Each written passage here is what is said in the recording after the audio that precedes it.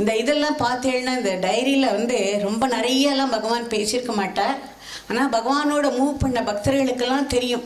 அவர் ஒரு கண் அசைவு, ஒரு கை அசைவு, அவர் நிற்கிற விதம், உட்காந்துக்கிற விதம், அது ஒன்றொன்றும் தி ஸ்போக் வால்யூம்ஸ். அவருடைய பக்தர்களுக்கு அது ரொம்ப மேட்டர் ஆகும். அதில் தான் எங்களுக்கு பல விஷயங்கள் புரிஞ்சுது. அதனால் அந்த மாதிரி எழுதியிருக்கிறதுனால சுவாரஸ்யமாக இருக்கும். நிறையா ஃபிலாசபிலாம் பேசியிருப்பார், இதை பற்றி பேசியிருப்பார், அதை பற்றி பேசியிருப்பார்லாம் இருக்காது அதில். ஆனால் அவர் நின்னார், போனார், உட்கார்ந்தார்னா இருக்கும் நிறையா.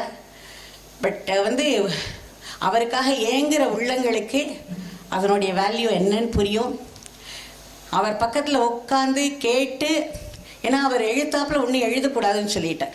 ஏன்னா எல்லாருமே தயங்குவா, யாராவது ஒருத்தர் அதெல்லாம் பதிவு பண்ணிட்டு இருக்கோன்னா யாருமே ஃப்ரீயாக பேசுகிறது தயங்குவா. அதனால் நீ இந்த பிச்சைக்காரன் முன்னாடி இங்கே உட்காந்து எதுவும் எழுதக்கூடாதுன்னு சொல்லிட்டார். மனா